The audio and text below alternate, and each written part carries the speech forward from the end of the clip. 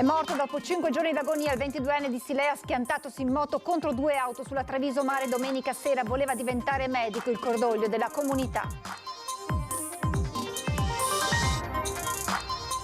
Anziana in bicicletta fermata da 2 sconosciute con la scusa di chiedere informazioni. Nel frattempo un complice le sfida l'orologio, l'anziana reagisce e viene scaraventata a terra. È successo a Castelfranco. Vendemmie in nero e braccianti sfruttati da Piccasi di San Biagio a Maserata. I controlli della finanza Valdobbiadene, ne trovati 10 lavoratori irregolari. L'attacco della Willy nelle vigne della Marca sembra tornata la schiavitù. Carenza cronica di manodopera. La proposta dell'assessore regionale Donazzan: facciamo rientrare gli oriundi veneti. Ho chiesto a Veneto Lavoro di attivare uno sportello online negli stati della nostra emigrazione. La sanità del Veneto dell'ultimo biennio nel mirino di un sondaggio commissionato dalla CISL tra 3.500 cittadini. Per 7 veneti su 10 è peggiorata negli ultimi 2 anni. Furti nei cimiteri sempre più frequenti. È accaduto anche sulla tomba del 23enne morto sul lavoro a Montebelluna 2 anni fa. La responsabile è stata rintracciata e denunciata. È un autista 55enne di Loria, il vincitore del premio europeo più prestigioso per gli autotrasportatori. Premiata la passione, dice, ma soprattutto il rispetto delle norme di sicurezza. Nuove iniziative per il fine settimana dedicate al ritorno di Pio X nella sua terra natale. Tra queste un tour virtuale e un fumetto dedicati a Giuseppe Sarto, moderne forme di comunicazione per raccontare il Papa Veneto. Buonasera e ben ritrovati con l'edizione trevigiana dei nostri telegiornali. Apriamo con la cronaca e con l'ennesima vittima sulle strade della Marca, perché le sue condizioni erano parse subito disperate. È stato dichiarato morto al Cafoncello Giovanni Marino, il 22enne rimasto ferito nell'incidente di domenica sera lungo la Treviso Mare. Era da poco riuscito ad accedere alla facoltà di medicina. Salverà delle vite donando gli organi. La speranza alla fine si è spenta. Dopo 5 giorni di agonia è morto il giovane di appena 22 anni di Silea, ferito domenica sera nell'ennesimo drammatico incidente lungo la Treviso Mare tra Roncade e Meolo. Giovanni Marino, questo è il nome del ragazzo, era in sella alla sua Yamaha quando è avvenuto lo schianto che ha coinvolto, oltre alla moto, anche 2 auto, una delle quali al termine della carambola è finita fuori strada nel fossato. Le condizioni del giovanissimo centauro erano apparse subito gravissime. Trasportato all'ospedale Cafoncello, è rimasto ricoverato in terapia intensiva in bilico tra la vita e la morte. Traumi multipli sul corpo, ma soprattutto i danni riportati a livello neurologico gli sono stati fatali. Alla fine Giovanni si è spento in un estremo atto di generosità. La famiglia ha consentito l'espianto degli organi. La procura dovrà ora aprire un fascicolo per omicidio stradale. La dinamica del sinistro è al vaglio dei carabinieri. Rimane lo strazio di Davide e Maria Grazia, i genitori di Giovanni, già studente al Max Planck di Lancenigo, iscritto a scienze infermieristiche col fortissimo desiderio di intraprendere la facoltà di medicina. Era appena riuscito a passare il test d'ingresso. La mamma, d'altro canto, è caposala all'ospedale di Oderzo. Il 22enne attivo in parrocchia, dove era anche animatore, lascia un fratello e una sorella, entrambi più piccoli, e un'intera comunità, quella di Silea, attonita. Commossa la sindaca Rossella Cendron, che conosce bene la famiglia. È una tragedia immensa quella che vive oggi la comunità di Silea, così vicina in questi giorni alla famiglia di Giovanni. Davvero è come se fosse il figlio di tutti noi.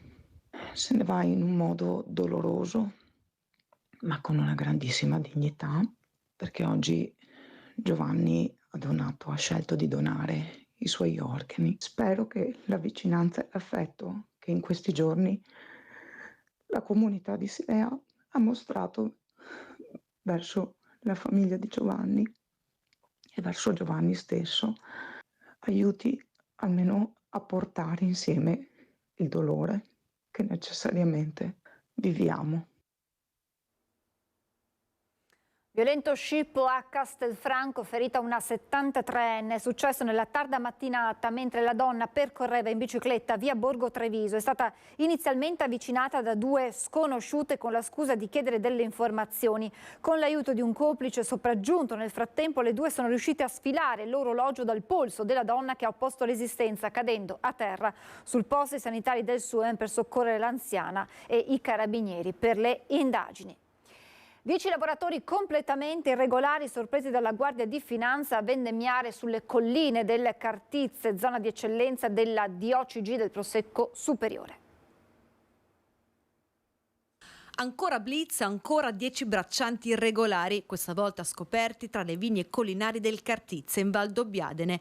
Una vendemmia che quest'anno nella Marca sta scoperchiando un vero e proprio vaso di Pandora, puntando l'attenzione su un tema sempre più spinoso: dormitori abusivi, manodopera sfruttata, ma soprattutto illecita. Una mappatura, quella del lavoro sommerso nella Marca, che le forze dell'ordine stanno ridisegnando a colpi di blitz, da San Polo di Piave a Maser, da Maserata a Nerbon di San Biagio, dove poche ore fa 6 agenti della polizia locale hanno individuato 26 tra pakistani, afghani e indiani ammassati nelle stanze di un'abitazione di via Gorizia, alcuni di loro braccianti non in regola, altri clandestini. E questa volta a finire nel mirino della Guardia di Finanza, in particolare delle Fiamme Gialle di Conegliano, un'azienda nelle colline del Cartizze destinata alla produzione del rinomato prosecco di OCG Valdobbiadene Superiore, scoperti 10 lavoratori irregolari. I lavoratori che abbiamo individuato sono di cittadini italiani che diciamo residenti nella zona di Treviso hanno prestato insomma la loro manodopera, prevalentemente quella della raccolta a mano, che nelle zone collinari insomma dell'area Conegliano-Valdobbiadene è la raccolta prevalente per le uve insomma da vino. Nessun contratto per i 10 braccianti, risultati completamente irregolari. Nei guai il titolare dell'azienda ha segnalato all'Ispettorato Territoriale del Lavoro. Sono state effettuate le previste comunicazioni all'Ufficio Territoriale del Lavoro per le eventuali determinazioni sulla sospensione eventualmente dell'attività dell'azienda, circostanza per la quale possono essere previste sanzioni anche oltre i 15.000 euro. Dura presa di posizione della UIL dopo le operazioni di queste ultime ore delle forze dell'ordine nella Marca, che hanno scoperto lavoratori in nero o alloggiati in strutture fatiscenti. Sembra tornata la schiavitù. Il commento del sindacato. Siamo alla follia pura, persone costrette a lavorare senza contratti, senza norme di sicurezza, alloggiate in case fatiscenti. Se non lo avessimo letto faremo anche fatica a crederci. Sembra di tornare nell'Ottocento, quando vigeva la schiavitù negli Stati Uniti. Gianluca Fraioli, coordinatore UIL Treviso, insieme a Giuseppe Bozzini, segretario regionale UILA, intervengono così dopo le ultime operazioni delle forze dell'ordine di questi giorni nella Marca. Lavoratori, soprattutto stranieri, regolari e no, impiegati in agricoltura e, come scoperto a Maserata e San Biagio di Callalta, trovati poi a vivere in condizioni igienico-sanitarie a dir poco precarie. Per il presidente di Unioncamere Veneto Mario Pozza è necessaria una seria riflessione sul tema dell'accoglienza dei lavoratori stranieri, di cui il mondo economico ha sempre più bisogno. Ci devono essere più controlli, ci deve anche essere una coscienza da parte degli imprenditori e questo è un problema di cultura, è un problema che bisogna affrontare, perché anche con il calo demografico avremo sempre più bisogno di manodopera straniera, non di italiani, e l'accoglienza è fondamentale per instaurare un rapporto che non porti a tensioni sociali, come sta succedendo in Francia con le Bélier e come potrebbe succedere anche qui da noi. Declinare in chiave politica quella che è stata la carta vincente dell'imprenditoria veneta è per il presidente Pozza la strada da percorrere per evitare pericolose tensioni sociali. Il successo del nostro territorio da cosa è stato dato? Dal rapporto tra l'imprenditore e i suoi collaboratori, ed è stato fondamentale questo. Su scala nazionale bisogna tradurre questo come istituzioni, aiutando ovviamente il mondo dell'impresa, favorendo l'inserimento. Intanto i sindacati chiedono con urgenza un tavolo con i comuni, con la prefettura e le organizzazioni datoriali di categoria per fare il punto su questa drammatica situazione e comprendere insieme, concludono UIL e UILA, quali possano essere ulteriori strumenti utili da adottare in provincia di Treviso. E a fronte della carenza di manodopera arriva una proposta dall'assessore regionale al lavoro. Una risposta alla mancanza di forza lavoro in Veneto potrebbe arrivare dai luoghi della nostra emigrazione. L'iniziativa è stata annunciata oggi dall'assessore regionale Elena Donazzan durante la visita ad una delle tante aziende in cerca di operai. Il tema del personale è diffuso in tutti i settori. Abbiamo in mente un progetto di poter richiamare gli italiani nel mondo, i veneti nel mondo, in patria, e offrire loro posti di lavoro e formazione. L'offerta è rivolta ai figli e ai nipoti dei nostri migranti attraverso degli sportelli virtuali dedicati in tutte le nazioni dove sono presenti i veneti nel mondo. Ad occuparsene sarà la struttura regionale Veneto Lavoro, che incrocerà le competenze offerte dagli aderenti all'offerta tra i 5 milioni di oriundi veneti, con le richieste delle aziende, promuovendo anche possibili corsi di formazione e aggiornamento. Lo faccio attraverso la consulta che in queste ore, la consulta dei veneti nel mondo, che in queste ore sta lavorando a degli approfondimenti. Assessore attivo anche su un altro fronte dell'occupazione in Veneto, quello dell'inserimento lavorativo degli immigrati attualmente nei centri di accoglienza. Donat anche approva l'iniziativa del sindaco di Treviso Mario Conte per un ufficio di collocamento all'interno dell'ex caserme Serena, ma solo per chi ha i titoli per restare in Italia. Si stringono le maglie. Chi non ha diritto di stare qui deve essere rimpatriato. Per chi ha diritto di stare qui vediamo che bilancio di competenze, sanno fare qualche cosa nella vita, hanno fatto qualche lavoro che è spendibile anche qui. Allora in questo senso anche lavorare con la Regione del Veneto e con il nostro bilancio delle competenze può essere interessante. Sulle aziende pesa poi il caro bollette che incide anche sui bilanci delle famiglie. Sarà dura soprattutto quello che hanno le famiglie. Alle porte mesi duri non solo per le famiglie ma per tutte le tasche degli italiani. Dopo il caro libri, spese e caro benzina, ecco che le bollette tornano a far paura. Nei prossimi 3 mesi infatti, come dichiarato dall'ARERA, l'autorità di regolazione per energia, rete e ambiente, il conto della luce salirà del 18,6%, mentre per le tariffe del gas, quasi sicuramente in impennata, si dovrà attendere il 3 ottobre. Io penso che è tutto un ladrocinio, che ne approfittano del popolo, di quelli che lavorano. Speriamo che prima o poi qualcosa cambia, perché cosa dobbiamo fare? Per il momento i rincari vengono e noi paghiamo e aspettiamo che qualcosa si muove. Beh, bel problema, purtroppo adesso bisognerà organizzarsi, vedere un po' anche in internet quali saranno le aziende più convenienti, anche se ho visto che più o meno siamo tutti là. Fatica, perché il guadagno non aumenta ma il pagamento sempre aumenta. Penso che è un grave problema soprattutto per chi ha stipendi fissi e quindi non può aumentare in qualche modo le entrate. E naturalmente poi si ripercuoterà anche su tutti gli altri consumi, perché tutti consumano di più e tutti rincarano. Gli unici che non possono rincarare i nostri introiti siamo noi a stipendio fisso. È un grave problema. Stipendi che rimangono fissi, spese in continuo aumento e come in ogni era del caro, ormai all'ordine del giorno, la soluzione sembra essere quella della rinuncia. Si rinuncia anche, secondo me, anche per spostarsi, anche con la macchina magari, o anche semplicemente anche sul mangiare, si cerca di mangiare un po' meno, secondo me. Alle ferie nessuno rinuncia, per cui dico di no, qualche vestito magari. Tanti magari rinunciano magari alla domenica andare fuori magari con la famiglia, magari andare a mangiare una pizza o magari anche altre piccole cose che magari una volta si faceva abbastanza bene, però adesso come al solito si deve tirare la cinghia, ecco, purtroppo. E la Federazione Italiana Panificatori combatte l'inflazione con un'iniziativa in vigore dal 1 ottobre al 31 dicembre. Il panificatore della provincia di Treviso aderisce con entusiasmo a questa iniziativa di mantenere fermo da qui al 31 dicembre il prezzo di 2 tipologie di pane. Non solo il caro bollette, continuano ad aumentare anche i costi dei prodotti nel carrello della spesa. È a questo proposito che la Federazione Italiana Panificatori ha deciso di attuare una propria iniziativa che mira a porre un freno al fenomeno dell'inflazione e a monitorare i prezzi degli alimenti, ultimamente colpiti da insistenti rincari. I panificatori che decideranno di aderire alla proposta dovranno appendere una locandina all'esterno della loro attività per avvisare la clientela. Si tratta di una scelta che mira a tutelare i consumatori, ma che lascia in difficoltà la categoria dei panificatori. Ma questo comunque non toglie che la categoria si è fatta carico di tutti gli aumenti che ci sono stati fino adesso e quindi abbiamo ridotto il nostro margine di guadagno. La sanità del Veneto dell'ultimo biennio nel mirino di un sondaggio commissionato dalla CISL tra 3.500 cittadini.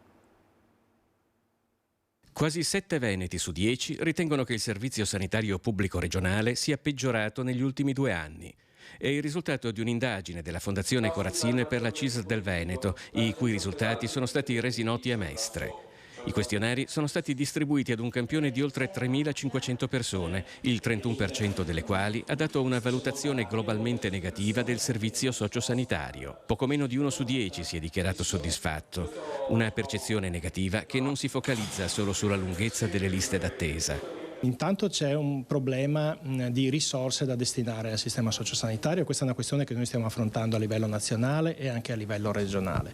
In secondo luogo c'è una carenza di personale e in terzo luogo bisogna rafforzare le strutture di presa in carico delle persone nel territorio. Ecco, da questo punto di vista ci sono anche le risorse del PNRR in questo momento da mettere in campo per costruire proprio e rafforzare la sanità di territorio. Il sistema sanitario veneto era generalmente percepito come un'eccellenza e forse questo ha contribuito ad un giudizio severo sul suo stato attuale, misto al timore che le cose possano peggiorare ancora. I cittadini non hanno visto ancora un segnale netto di tendenza inversa e quindi la preoccupazione che le cose possono andare come stanno andando adesso e nelle risposte la preoccupazione che ci si debba rivolgere sempre verso alla sanità privata o comunque a pagamento e quindi con la preoccupazione che il nostro sistema sanitario venga depotenziato, mentre invece la richiesta forte che invece venga fortemente mantenuta. Secondo la CISL c'è da recuperare il rapporto di fiducia coi cittadini e gli stessi intervistati, per quanto critici, riconoscono la presenza di forti potenzialità di miglioramento che però vanno messe in campo per invertire la rotta. Molti rispondenti sono preoccupati perché il messaggio è che si paga chi ha i soldi, si cura chi ha i soldi per pagare. Ecco, questa è un'altra percezione che emerge molto chiaramente. Furti nei cimiteri sempre più frequenti, è accaduto anche sulla tomba di Mattia Battistetti a Montebelluna, ma la responsabile è stata rintracciata e denunciata. Pupazzi, angioletti, fiori, piante in vaso, tra gli episodi di furto quelli nei cimiteri sono senza dubbio tra i più spregevoli, un fenomeno che non risparmia nessun contesto, dai capoluoghi ai piccoli centri e di cui è rimasta vittima anche la famiglia di Mattia Battistetti, il 23enne di Montebelluna morto sul lavoro nell'aprile del 2021. Purtroppo sì, è successo sabato 23 settembre in occasione del compleanno di Mattia. I nonni avevano regalato una pianta di orchidea e era stata posizionata nella cappella gentilizia dove purtroppo giace Mattia. Una signora ben nota del centro di Montebelluna, e sottolineo ben nota del centro di Montebelluna, ieri ha pensato bene di rubare la pianta e di portarsela a casa. Si tratta di una 71enne, di quella che Monica definisce la Montebelluna bene, che non l'ha però fatta franca. Io quando sono venuta a sapere siamo riusciti a riconoscere questa persona grazie ad una signora veramente un angelo che me l'ha descritta.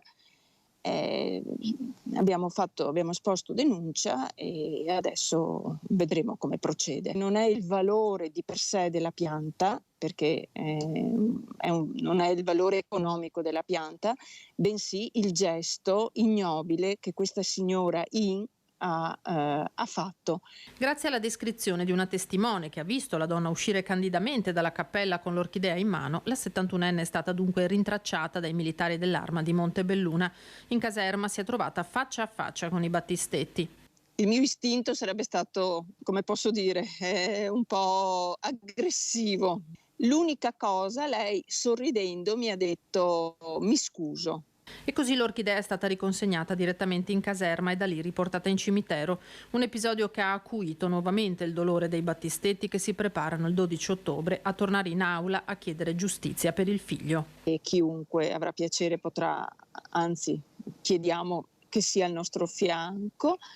Ci troveremo come ogni udienza un po' prima, verso le 8:30 davanti al tribunale per fare un sit-in tutti insieme.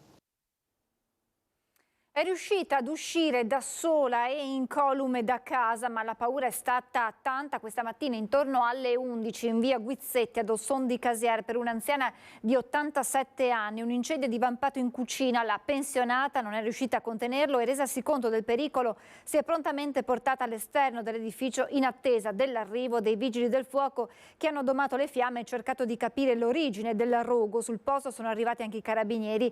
L'episodio segue di una settimana settimana quello dell'incendio di via Montello a Breda di Piave, anche in quel caso nella cucina di una 89enne che aveva lasciato la pentola sul fuoco allontanandosi in bicicletta. 2 etti di droga sequestrata dalla Guardia di Finanza e un giovane trevigiano arrestato. L'arresto di un 23enne di Treviso, 17 segnalazioni e oltre 190 grammi di droga sequestrati. È il bilancio dei controlli effettuati dalla Guardia di Finanza, anche con l'aiuto dei cani antidroga, nel mese di settembre. Obiettivo, oltre a combattere il consumo, anche quello di intercettare i corrieri che riforniscono le piazze padovane. Controlli conclusi con l'arresto di un 23enne trevigiano e la segnalazione di altre 17 persone alle prefetture per uso personale. Alla stanga è stato individuato il ragazzo che, appena visto i finanzieri, ha tentato di gettare cocaina e pastiglie di droga sintetica. Altre dosi di cocaina e marijuana sono state trovate a casa del giovane, oltre a un bilancino di precisione e denaro contante, segno dell'attività di spaccio. Nel corso di ulteriori controlli, i finanzieri hanno trovato altra droga tra le siepi e addosso ad altre persone, per un totale di quasi 2 etti di stupefacente tra cocaina, marijuana, chetamina e hashish. Ancora controlli stradali dei carabinieri per contrastare l'abuso di alcol alla guida. A Castelfranco una 31enne controllata nella notte è risultata positiva all'alcol test con tasso superiore a 1,60 grammi per litro. L'episodio in via Veronese. A Spresiano invece in via Nazionale sempre nella notte un automobilista 49enne è risultato anch'esso positivo all'alcol test con tasso pari a 1,50. In entrambi i casi i militari dell'Arma hanno denunciato il conducente e proceduto al ritiro della patente. Ci fermiamo per la pubblicità, tra poco.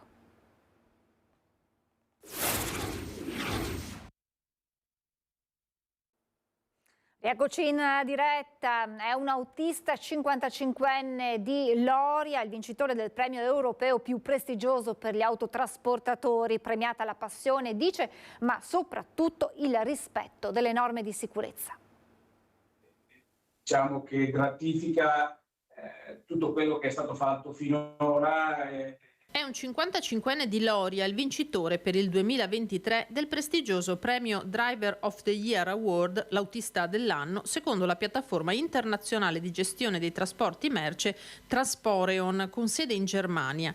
Marco Stradiotto, questo è il suo nome, è stato iscritto al concorso dalla sua azienda, la Canil di Bessica, che si occupa di trasporto di prodotti chimici liquidi e che considera il suo dipendente un pilastro.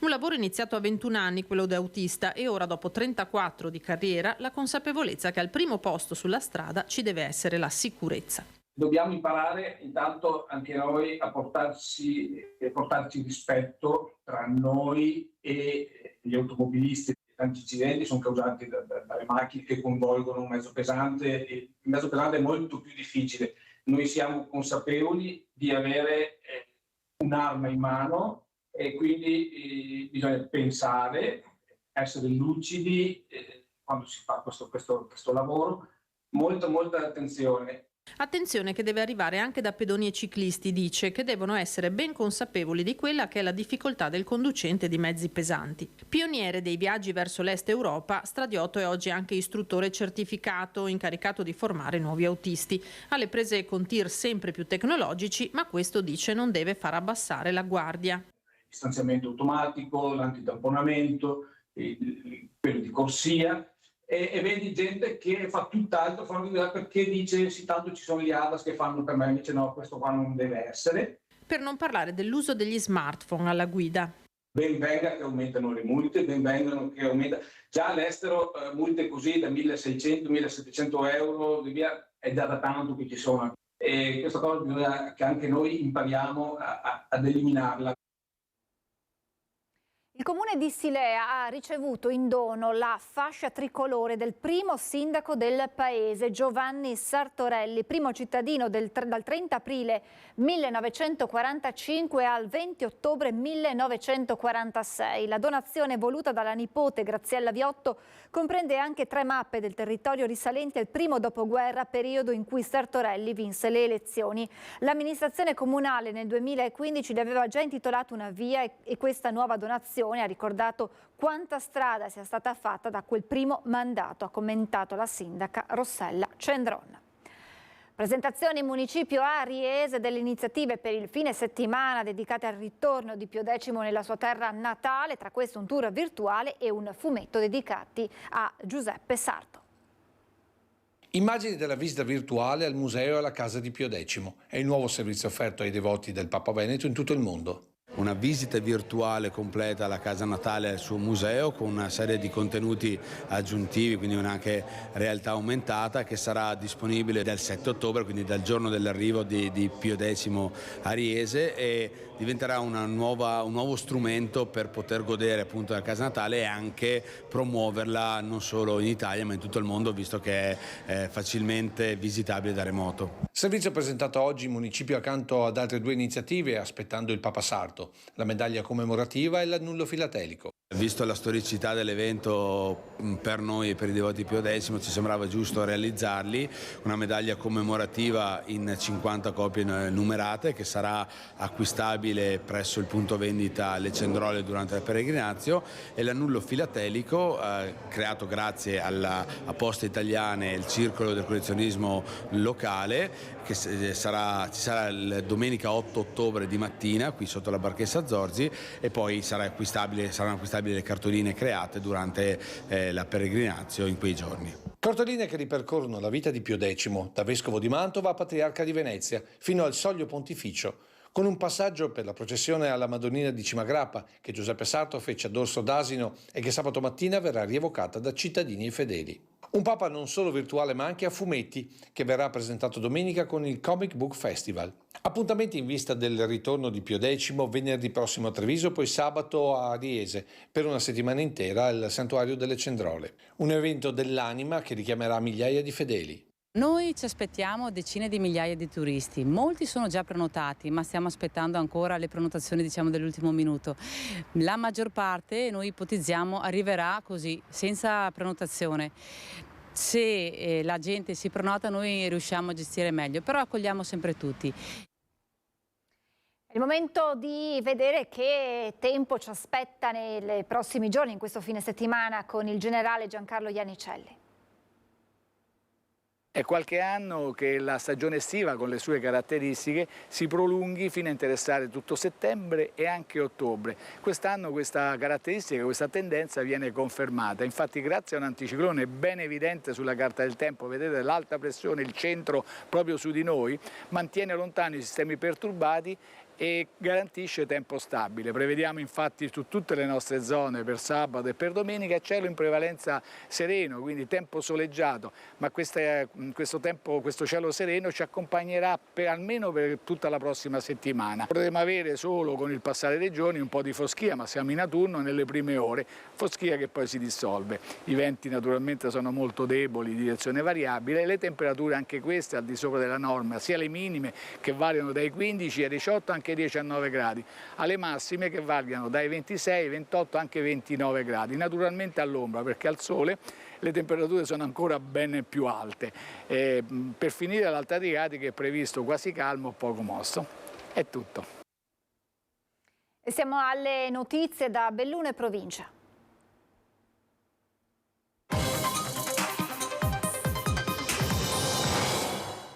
Un uomo di 74 anni è morto questa mattina tra le lamiere della sua auto che si è ribaltata poco prima dell'incrocio per Farra di Melle in comune di Borgo Valbelluna. L'anziano del posto era a bordo della sua Panda quando, per cause da accertare, non si esclude un malore, ha perso il controllo dell'auto che è uscita di strada.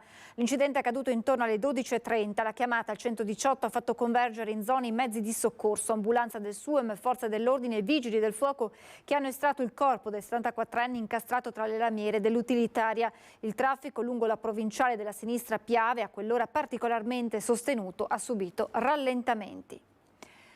60° del Vaillant, entra nel vivo il programma di eventi organizzati per commemorare l'anniversario della tragedia. Stamattina al Centro Culturale Parri si sono riuniti i geologi del Consiglio nazionale e con loro si è collegato il Ministro delle Infrastrutture e Vicepresidente del Consiglio dei Ministri, Matteo Salvini. Sto lavorando con la struttura tecnica di missione al Ministero per un piano nazionale idrico che sta raccogliendo segnalazioni, esigenze proposte da tutti i territori, da tutta Italia, per darci finalmente sul tema dell'acqua, dell'utilizzo dell'acqua, della salvaguardia del bene acqua e della distribuzione dell'acqua, obiettivi a medio e lungo termine senza inseguire l'emergenza settimanale, perché una settimana c'è la siccità e la settimana dopo c'è l'alluvione. L'annuncio di un piano nazionale idrico e poi il nuovo codice degli appalti che avrà bisogno di un tagliando a fine anno, che ha agevolato l'iter delle opere pubbliche, che a gennaio avrà le sue norme in tema di trasparenza. Il vicepresidente del Consiglio dei Ministri Matteo Salvini non ce l'ha fatta a salire a Longarone per partecipare al convegno del Consiglio nazionale dei geologi, ma ha voluto lo stesso essere presente con un collegamento audio dall'aeroporto di Linate. L'occasione è il 60° del Vajont. Con l'appuntamento di oggi sono entrati nel vivo gli eventi del ricco calendario che scandisce e declina il significato della memoria di quella immane tragedia di Stato. È un'occasione soprattutto di confronto per loro a 10 anni dal giorno in cui praticamente c'è stata una sorta di riconciliazione con il mondo dei geologi e le comunità del Vajont, perché in effetti finalmente sono stati ammessi quegli errori di valutazione che hanno purtroppo contribuito alla tragedia. Sul palco Pietro Semenza, geologo, figlio di Edoardo, che 4 anni prima della tragedia, nel 1959, scoprì per primo parte della paleofrana poco a monte della diga allora in costruzione. È una storia che sicuramente ha tanto di geologia e di professione ed è per questo che, come diceva, è impressa così tanto nella memoria collettiva della nostra categoria professionale. Questo secondo me si porta dietro un insegnamento, e l'insegnamento che io ne trago, che poi ognuno potrà trarre il proprio da questa memoria, è quello di una forte responsabilità professionale, sia per quanto riguarda la professione, ma anche una responsabilità come categoria professionale verso la società. E adesso la vicenda Safilo. La società ha confermato che sono stati firmati i contratti per la cessione dei rami d'azienda relativi allo stabilimento di Longarone a Telios e Innovatec. L'annuncio odierno fa seguito all'accordo dello scorso 5 settembre. Il closing delle operazioni, soggetto all'avveramento di condizioni sospensive tipiche per questo genere di operazioni, è previsto per fine ottobre 2023. Si conclude così una lunga fase negazionale tra le aziende, seguita dalla Regione Veneto con la sua unità di crisi. Una firma fondamentale per la ripartenza delle attività, commenta l'assessore regionale Elena Donazzan, che evidenzia le competenze strategiche dei lavoratori per lo sviluppo del territorio bellunese e veneto, oltre che per il settore dell'occhialeria.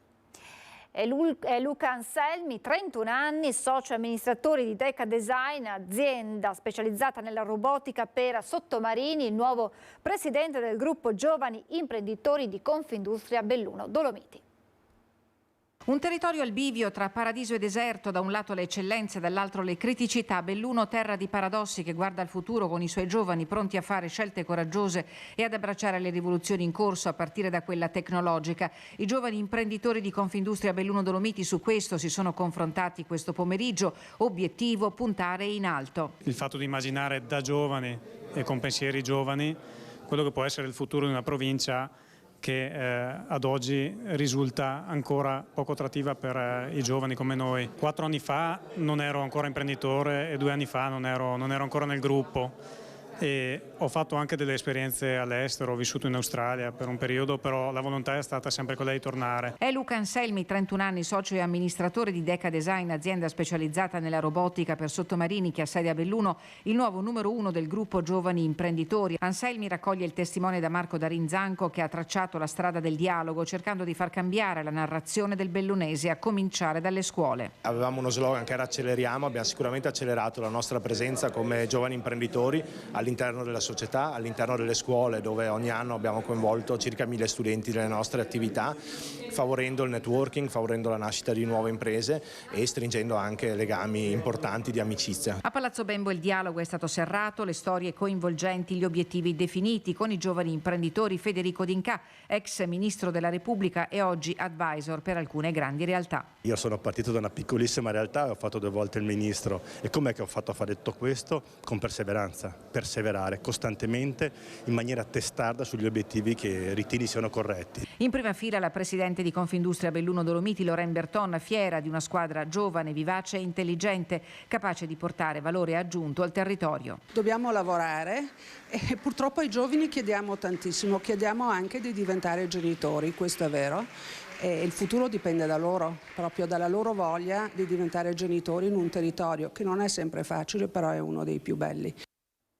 A giugno l'intitolazione dell'ospedale al Beato Papa Luciani, oggi la collocazione di una targa quale segno di ringraziamento al Fondo dei Comuni Confinanti che ha messo a disposizione il contributo per i lavori di ristrutturazione e ampliamento del pronto soccorso del nosocomio di Agordo, un lavoro di squadra che ci ha consentito di portare a casa il risultato, ha detto il commissario dell'USL 1 Dolomiti Giuseppe Dalbena, affiancato dai sindaci dell'Agordino e dal presidente del Fondo Comuni di Confine Dario Bond. L'investimento complessivo per il restyling del pronto soccorso è stato pari a 3 milioni di euro, 2,5 dei quali derivanti dal fondo. È tutto per questa edizione, vi lascio come sempre le previsioni del tempo, grazie per essere stati con noi e buon proseguimento di serata.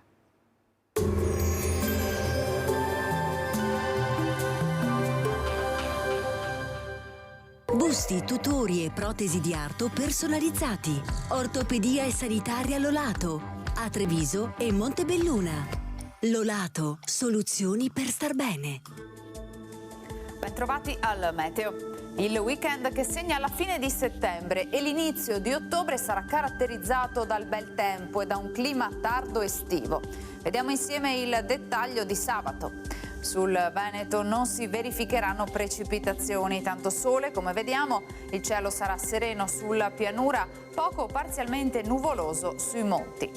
Temperature oltre la norma stagionale, minime tra 12 e 18 gradi, massime tra 24 e 28 gradi. Spostiamoci ora sul Friuli Venezia Giulia, anche in questo caso sarà piuttosto soleggiato con cielo sereno o poco nuvoloso. Tuttavia in montagna non è esclusa localmente una nuvolosità più consistente. Temperature minime tra 15 e 17 gradi, massime sui 25 e 28 gradi. Infine diamo uno sguardo alla situazione del Trentino Alto Adige. Anche qui prevarrà decisamente il sole con cielo sereno o poco nuvoloso. Temperature minime intorno ai 13-15 gradi, massime sui 26-29 all'incirca. Dal meteo di Antenna 3 per ora è tutto, grazie per l'attenzione, arrivederci.